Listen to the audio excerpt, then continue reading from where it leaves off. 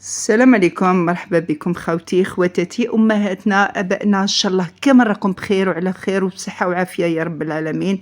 من هذا المنبر نقول لكم جمعة مباركة معاطرة بذكر الرحمن، وإن شاء الله يومكم مبارك وإن شاء الله كامل تكونوا بصحة وعافية يا رب العالمين. تحياتي كبيرة لكل أمهاتنا وأبائنا. قبل ما نبداو في الفيديو تاع اليوم نصلوا على النبي عليه افضل الصلاه والسلام، ونشكر كل المشتركين اللي دخلوا معنا جدد، نقول لهم مرحبا بكم، الدار داركم، راكم عند اختكم. وبالفعل المشتركين اللي كانوا معنا راهم في دارهم، راهم عند اختهم، راكم في قناتكم. ان شاء الله نكون ضيفه خفيفه عليكم، وان شاء الله رانا نفيدكم يا لو كان بالقليل. خوتي قبل ما تبداو في الفيديو تاع اليوم ما تنسوناش بالجام البارتاج والاشتراك، وهذا فضلا وليس امرا. بالطبع إذا عجبكم الفيديو اليوم خوتي جبتكم وصفه ما كاش فينا اللي ما يبغيش المسمن او الملاوي.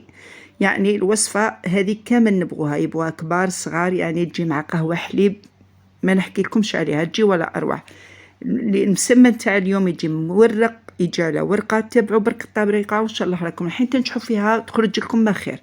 لهنا خياتي عندنا 2 كيلو تاع دقيق رطب. لهنايا عندي بنت الاخ هي اللي راهي دير في المسمن، يعني انا جبت لكم الطريقه تاعها لان المسمن تاعها عجبني، وتبعوا الطريقه رايحين تنجحوا فيها ان شاء الله. يعني لهنا عندنا 2 كيلو تاع مسمن. في 2 كيلو تاع مسمن درت 5 مغارف تاع فارينه بومبي، زدت معاهم يعني المغرف تاع الملح، وبدات تلين في هذاك العجين كما راكم تشوفوا الشكل تاعها راهو باين. يعني صدق باش مخدش هذاك العجين كما احنا نقولوا حنايا نشمخوه كامل ولا نواسوه كامل ونخلوه يقعد ويريح روبوزي هكايا دو كوتي. هي لا بدات تشمخ في هذاك الدقيق، راكم تشوفوا في الشكل تاع الدقيق كيفاش راهي تشمخ فيه. صدق راهي تشمخ فيه غير بالعقل. إلا بغيتوا النتيجة تاعكم راح تخرج لكم ولا أروع، ويخرج لكم المسمن تاعكم يعني على ورقة، ويخرج مورق، وبالطبع تخرج صدق الطريقة اللي نبغوها ويبغوها الجميع، ماشي هذاك المسمن اللي يجي كيما نقولوا حنايا معجن وتجي الورقة تاعو خشينة. تبعوا برك هذه الطريقة راكم تشوفوا فيه كيف راهي تلاين في العجينة. يعني العجين ما راهيش تشمخوا لذيك الدرجة. الصديق اللي كيما نقولوا حنا نشوفوها هكذا في يدينا تتعلك ولا تتلصق، خلي لايماتو برك شويه بالماء. يعني والسر تاع هذا العجين هو الدليك خياتي، ما كاش منها اللي يقول لك العجين تاع المسمن صديق ما يندلكش، لان المسمن كل ما تدلكيه لا بغيتي تحصلي على نتيجه شابه والمسمن تاعك يخرج لك مورق، لازم ديري شويه سبور خيتي، وديري سبور بهذه الطريقه اللي راهي دير فيها الاخت هكذايا. وتشوفوا يعني هنايا تال معجبني بزاف، انا قلت نفتو لخياتي ان شاء الله في ميزان حسناتنا. وهذا خاصة لبنياتنا المبتدئات، احنا نركزوا دائما على بنياتنا المبتدئات، لان بنياتنا المبتدئات كما نقولوا حنايا عندما تمرض الام، ولا عندما الام تكون غيبة، ولا عندما يكون ضيف ولا حاجة، بنياتنا المبتدئات هم ركيزة الدار. هكذايا على الأقل يتعلموا حاجة، يتعلموا مهنة، يتعلموا حاجة يديروا في يديهم.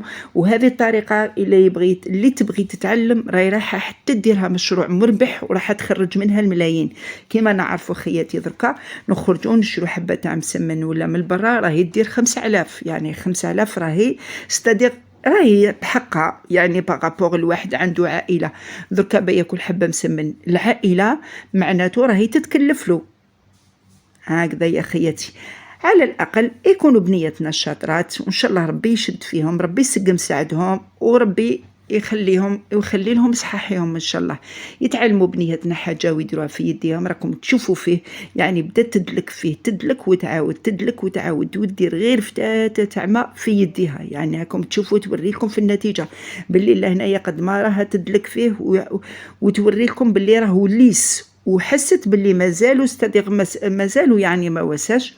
راهي عاودت رجعت ثاني كي طبقته من جديد كما شفتوا الطريقه اللي راهي تطبق بها، يعني تلوي كامل العجينه كما راكم تشوفوا فيها هكذا، ومن بعد تعاود تحلها لعده مرات هكذا يا خياتي. هاي تلوي ومن بعد تعاود تحلها، بعد ما تولي لها جوغ بوده تعاود تحلها المره الثانيه، وتعاود ثاني كي تدلكها.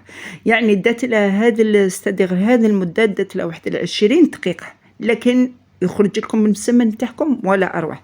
هنا بعد ما خبزته حست به ولا ليسم، نقولوش حنايا حطاتو روبوزا دو كوتي ولا هذه نقول لكم تدلكوه وديروا عليه هواكم بايزوم تكونوا راح تشربوا قهوتكم، ماشي النوع اللي راح تخلوه يقعد ويطول لكم ولا حتى خليتوه قعد يعني راح يريح لكم. مي زعما هذه الطريقه الا تستدغي لا تبحتوها، انا وريت لكم ديجا النتيجه تاعها كي دلكاتو كيفاش ولا داير. انا لهنايا رفدت هذيك الحبه اكسبري ووريتها لكم باش تشوفوا بعد الدليك كيفاش ولا داير، يعني ولات استدغ ولات رطبه طلقت روحها هكذايا. عفوا نستسمح منكم. الا هنايا بعد ما وساتو صنعتو كامل ديبول، درتو في سنيد وخلاتو دو كوتي لمده 5 دقائق بلا ما دارت الطابونه تاعها، وراكم تشوفوا في الطريقه حلت كامل الحبه تاع المسمن، دارت تحتها الزيت هكذايا، ودارت الزيت في طبسي حطاتو على جهه وبدات تبلع في الحبه تاع المسمن تاعها، يعني بدات تغلق فيها. الطريقه تاع المسمن كيفاش دارت غلقتها راكم تشوفوا فيها، يعني حلتها وبدات تبلع فيها على 4. راكم تشوفوا في النتيجه كيفاش جات دايره. المسمن تاعكم جا ولا اروع، جاي شاهي شاهدكم في الجنه ان شاء الله. المسمن تاع اليوم يعني ما نشكرلكش فيه، المسمن تاع اليوم الهبال تاع الهبال. برك تبعوا الطريقه، راني عاودت معكم حبه واحده اخرى باش تشوفوا النتيجه وتشوفوا التطبيق تاع الحبه تاع المسمن كيفاش طيبقتها. انا تبعتها خطوه بخطوه هكذا باش نوريكم، وراني اشاك فوا نعاود نقلب لكم في الطاجين ولا استدغ اللي راهي طيب فيه ولا الطاوله طيب فيها باش تشوفوا النتيجه كيفاش جات دايره. جا كما نقولوا حنايا يحمر الوجه هكذايا. كي تحطيه مع قهوه حليب استدير ما ديري معاه والو، راح يحمر لك وجهك قدام ضيافك ولا في دارك. وكما نقول لكم انايا مقوله عندي مشهوره، ضيافي هما ولادي، ضيافي هما ولادي. كي ديري حاجه لوليداتك وياكلوها من يدك ويشبعوا فيها استدير ان شاء الله في ميزان حسناتك، وميم طون حاجه اللي ديريها نقيه لوليداتك وياكلوا ويشبعوا، ماشي حاجه اللي تروحي تشريها من برا باغ اكزومبل ياكلوا منها حبه مي تحسي بلي هذاك الطفل ولا هذيك الطفله ما شبعتش ولا هذاك الضيف ما شبعش، مي حاجتك تاع يدك راهي راح تكفي وتوفي ودلكم حاجه بالشان والطبع. يعني شفتوها كيفاش وساتها. الا هنايا بعد ما طيبته كامل هاي 6 فاتو حنا حنشربوا بقهوه، مي انا قلت نوري الخياتي راكم تشوفوا فيه هكذايا. تلمي الحبه في يدك يعني تليميها، المسمن كي تعرفيه بلي وجايك بالشان والطبع، عندما تليمي الحبه في يدك وتحسيها بلي ما وساتلكش ولا يعني صدق ما تكسرتلكش في يدك وبقات هكذاك، راكم تشوفوا فيها كيفاش جا دايره. انا قسمته معكم من هنا اكسبري. هاي جاي الشهي شاهدكم في الجنه واللي راهي مريضه تسمح لنا. ولا عجبكم خياتي الفيديو تاع اليوم ما تنساوناش بالجام البارطاج والاشتراك هكذا مع الاهل والاحباب والاصدقاء باش تعم الفائده، وان شاء الله تاكلوه بالصحه والهنا. ولا عجبكم ما تنساوناش بالجام، ونستودعكم الله الذي لا تضيع ودائعه. مع السلامه وتحياتي.